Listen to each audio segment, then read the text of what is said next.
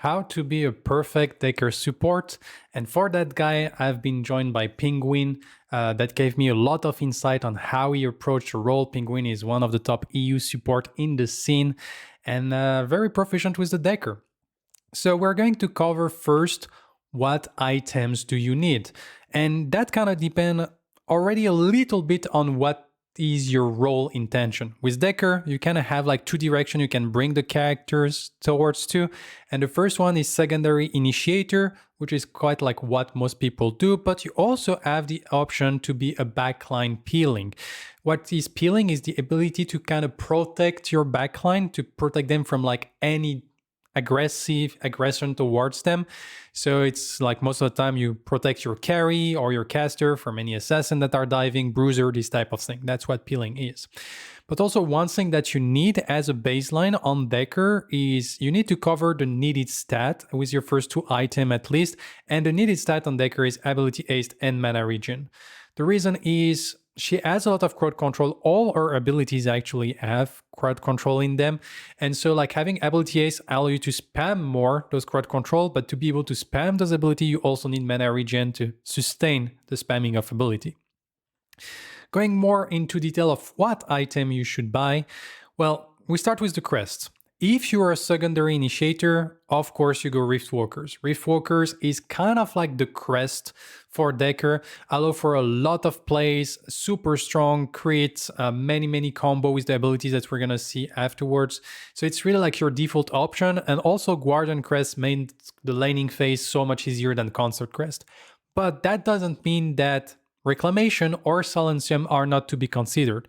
If you're looking to play the backline peeling style of Dekker, those options can be important. For instance, Reclamation is actually very good if you're facing certain type of character. If you face a Aurora, if you face a Fae, a Rictor, like Reclamation can completely shut down those characters in teamfight, and so that could be a good option. And Silencium also in certain scenario can be interesting. Of course, it's good to cancel certain like channeling ability, like the Howitzer Make It Rain, the Narabash Crash Bang Boom ultimate, but it's also like very valuable against assassin. Like if you think Crunch, Feng Mao, Contest, like suddenly they jump on your carry, you just Silencium them and they just like cannot do anything and they probably die. It also works pretty well against a Kalari because you stop the double jump and Kalari really relies on that double jump to be able to survive when she dives in. So most of the time, to sum up, Riftwalkers, default option, but sometimes if you feel the secondary initiator is not really needed for your team comp, Reclamation and Silencium, based on what the enemy team trying to do, can be an interesting options. When it comes to the first item, you have two opportunities to go for it. Two options, which is, once again, I'm gonna tell you how to choose. And this choice is like, is Marshall valuable for your team or not? If it is, you buy Marshall. If it's not, you buy Cresselia. When is Marshall valuable for your team? First, if you're looking for a very aggressive lane that you want to try to snowball and get some early kills, Marshall is very good at that because you're gonna get like some very good all-in potential. For instance, if you're playing with like, for instance, a Drongo, suddenly like you get a lot of damage, attack speed, more rad rounds, yada yada. Also, another moment that Marshall is very good for your team is if 3 people in your team really benefit from Marshall. Like imagine your jungler is a Greystone or a Grux or a Chimera, really good benefit from a Marshall. You have an offlaner that benefits from it as well. Or maybe you have a double carry comp that really benefits from it. So in those situations, Marshall is also good. And the third situation is when your team is really lacking on objective damage. Marshall can be a good way to fix that because you're offering like additional DPS on everyone on your team and can really help with securing those objectives. So if you're in this situation, Marshall is a very good option, otherwise Cresselia. And also mainly why those two options? Because A, ability is magical power and mana regen, which are stats that you want on Dekker. When it comes to the second slot, most of the time you're gonna enjoy a Tented Scepter. If you want anti-heal, if you need anti-heal against the enemy team, Tented Scepter is your go-to choice. You don't even have to think about it. But it's still like also a very valuable item from the ability haste, the additional burst it provides to secure like some good kills. But if you're a secondary initiator, Dynamo can be good on that slot as well, because if you look at maybe some early team fight, the 8% debuff on everyone can be very, very valuable. But I would recommend only Dynamo if you're like looking for those big engagement, because on a single target, most of the time and Penguin as well, just prefer the burst of the Tainted Scepter. Also, you can maybe look for Galaxy Greave on that slot. If you go for Galaxy Greave, you need to make the item work. So why would you go Galaxy Greave in the second slot? Is either you want to go for like heavy rotation early on and you benefit from that celerity passive to be more active on the map, or you're looking for like more strange angle to be able to engage with the secondary initiator ID. Normally, you shouldn't need at that point in the match Galaxy Greave to survive if you're playing correctly. And so if you're not taking a full advantage of the item, most of the time I would recommend just go for Tainted Scepter for more damage overall for your combos and a more straightforward option with the anti-heal working very well. Third slot. Here, Galaxy Greave, however, becomes very, very interesting because here you start to be kind of very squishy and you start to need to look for some defensive option. And Galaxy Greave, I feel like cover all you want on Dekker. So Galaxy Greave is a very good item on Dekker. I just feel like it's better to go more aggressive early on. And at that slot, third slot, you go for Galaxy Greave because with that item, if the enemy team wants to kill you, they're gonna kill you because you're a support. But if you have Galaxy Greave, they're gonna consume so much resources that in the end, you should win the team fight even if you end up dying. In this slot also, like I was telling, like the third slot is kind of like the more defensive slot. So if you're looking for a little bit more damage, but at the same time a bit more physical armor, Dynamo is a good option. And the magical armor option is Spellbreaker, which can be, you can select that item because you feel like you're taking too much damage on magical, but also mainly for the bubble. If you need, seeing that the bubble can save you. Be careful, Spellbreaker, like the bubble is very, very easy to cancel. So you should be careful about that. But in certain situations, for instance, if you're dying too much from some Replash or some like long range stun from an Argus, and they don't have other ways to remove the bubble, that can be your go-to survivability. But most of the time, Galaxy Greave would do that slightly better if you're fast on the reaction to dodge those abilities through the high jump. Then we move to the fourth slot, and here it's mainly like one of the options you didn't select previously. It can be like Dynamo, Spellbreaker. Once again, you're giving like a little bit more damage, more ability Ace, but also a little bit more survivability, trying to fulfill your job as good as you can. And when you round up like 5 and 6, this is where you can start considering a time warp if you feel like you're not dying and you want like more ability Aced, more mana regen. The ability Ace is not super valuable at that moment because you already built a lot of it, but the Chime passive can be. And of course, like any of the previous options are also valuable. And that kind of comes down to what you do on Dekker. Dekker, the item doesn't really change match to match. What changes when you build them. So to know what you build them, you should follow up the recommendation that I've told and you should be good to go. Let's move on to what abilities do you level up. So we're gonna start with like what you do in the early game, the early levels. And so at level 1, either the Photon Disruptor or the Stasis Bomb. Basically, which one you go is if you look to be aggressive, you want to kind of play for the level 2 transition on the first wave, on the second wave, for instance, you go Photon Disruptor. That way you can almost guarantee that you're gonna get like the push power and the wave management, and so you can like look for maybe some aggression with the level 2. Otherwise, you go for the Stasis Bomb if you want to be a little bit more defensive. Like you don't know if there will be like some like early aggression from the jungler, or maybe like you find that your carry is not, your combo like support plus carry is not strong enough to beat the enemy dual lane, so you can go for Stasis Bomb for a defensive option. At level 2, it's any of the option, but there is a catch here. It's most of the time you go for either the Photon Disruptor or the Stasis Bomb, the one you didn't max yet. The Containment Fence, the cage, it's only in a specific scenario. It's only in the scenario that you get the level 2 transition before your opponent and you want to force them to be stuck there fighting this 2v, this level 2 against level 1, and maybe on top of that you even have a little wave. But if it's not that case, then taking the cage in any other scenario, if you think about it, the cage by itself does no damage. It only forces people to stay in place. But if you deal like no damage with another ability, that means that if the opponent has 2 abilities that deal damage, you're going to lose the trade. So it's only in scenario that you either have like an advantage of minion or an advantage of level that early on the cage is valuable. So if it's not that scenario, you max the Photon Disruptor or Stasis Bomb based on what you max at the first level. Level 3, you max the ability you haven't maxed yet. Here, nothing too special. And then you start maxing the Stasis Bomb because we're going to see now the priority order. And the priority order is what you max past like those early levels. Of course, you focus first on the ultimate, the Iron Strike. Every time it's available, you want to put a point on it. And then it's the Stasis Bomb. So here, there is a little bit like different option. Like people sometimes go for Photon Disruptor and Stasis Bomb. Penguin kind of convinced me that Stasis Bomb first is always like the correct choice, because he considered that Photon Disruptor at level 1 is already enough to get like wave management overall. You don't need to have more than that, even with a carry that don't have like perfect clearing abilities. And Stasis Bomb like offer you like so much, because like you get like more uptime on it, like you get more damage. Most of the time you only all in if your Stasis Bomb connects, so it's not even that great if you like if you don't connect the Stasis Bomb, you're probably gonna back out at an even level of skills.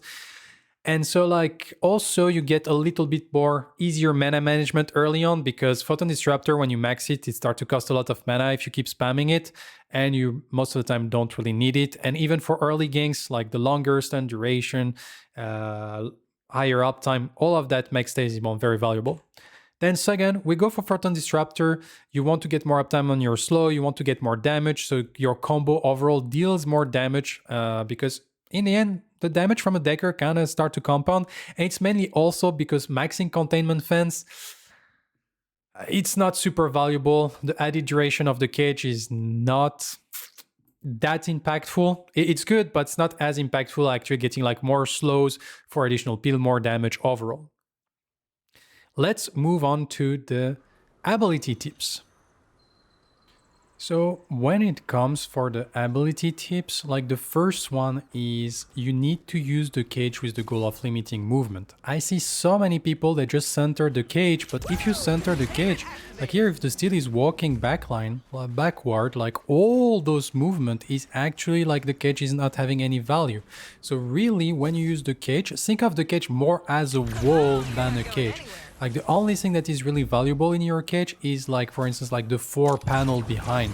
And so you really try to use the cage to limit movement. That's really like the first tips that I can provide. And of course it works when they work backward, but also frontward. Like try to place the cage in a way that will stop that movement. That's really like the main goal. Another tip is when you auto-attack, especially useful in the early game, you're gonna throw the aggro of minion, and you can simply use your passive, Rocket Boots, and once you use your passive, that's gonna reset the aggro of the minion. So that's something that is very, very valuable for you. When it comes to another tip that is important to know is that your ability, Photon Disruptor and Ion Strike, actually have a certain amount of height. If you look at it, you see like there is the drone in the sky, and the drone in the sky give you like the height of the ability. So you can actually target and touch heroes that are in the sky or in a higher range. Ion Strike is the same thing. It's gonna give you with the drone the height of the ability. So that's also like a good visual cue to have some ID from it. Another thing that of course we can do on Dekker is the Rifties combo. So there is like 3 Rifties combo that I kind of like to do. And so you have the first one, which is like you flash and then you use your Rift Walker, then you use the stun Iron Strike beam. So that's like usually like your usual initiation. Of course, you can mix up a little bit the things. Sometimes you don't need the flash because you have Galaxy Grief. Another one that people are not always aware of is that you can use Iron Strike and then you can pull the person inside your Iron Strike to guarantee the Rift Walker.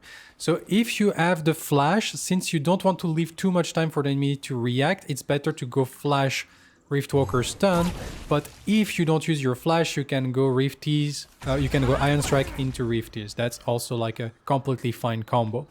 Last thing also is sometimes you don't need to go for the big flashy plays. If getting like a specific kill will open up, for instance, a Fangtus, so you want to guarantee like a kill on the enemy carry, well, sometimes just going like Rifties to secure your Stasis Bomb is also a completely valid point. So don't hesitate to do that.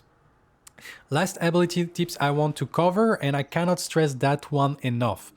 if you are in range for your containment fence, always start engaging with the containment fence most of the time, because if the containment fence is well placed, once again, remember the first tip of limiting the movement, then that means that all your next abilities will be easier to land. And also it's easier to get the most value of containment fence. I see so many people that go stun containment fence center on the people. The guy is stunned, the containment fence ended up having no value. So really, if you're in range, start with containment fence, because also you keep your other option open to react and makes your life easier to land your auto spell. Moving on to the role tips throughout the match, we're gonna start with what you should be doing when it comes to the early game. So the early game, it depends a little bit which crest did you choose. If you choose the Guardian crest, like your goal is to be an annoying mosquito. What I mean by that is you should be like trying to make the life complicated of the enemy dual lane by just like poking them with your auto attack. Always like be a little bit annoying, resetting the aggro through the pillars, the fog wall, but also your rocket boots, because you have quite a lot of sustain thanks to the Guardian crest, so you can actually afford to trade a little bit of blows and just making life complicated for the enemy carry and making the life easier for your own carry. If you're with Consort crest, you cannot have this such like aggressive stance because you don't have the health sustain, so you should focus on counter spelling, which is mainly every time the enemy team like try to get an engage going, you stop that engage by using your own spell to like push them back to try to make your life as easy as possible on the lane. On top of that, you have to be very mindful when you throw your stun, because that's your main way to either engage or counter engage or counter spelling, as we have seen. And if you miss it on a timing that like the enemy team can then be aggressive on you, then you're gonna have like some trouble and probably put yourself at risk or even your carry at risk. So that's really something you need to be careful. A good rule of thumb is try to throw your stun in moments that the enemy team cannot like counter engage you, just if you simply back away in case you miss. So that's something that is very good. Or just throw it like when you have a big minion wave that even if you miss, if they fight you, you have a huge minion wave, so they're not gonna be able to punish you because your minion deal damage. The last thing that I see Dekker people not abusing enough is try to rotate to annoy the mid, but only on the important timing. Like don't leave your carry in a bad situation. So that means if you manage to crash a wave and you're gonna get a bounce, that means the wave is gonna come back to you. That offer you like a minute or so to be able to impact the map, and here you can rotate.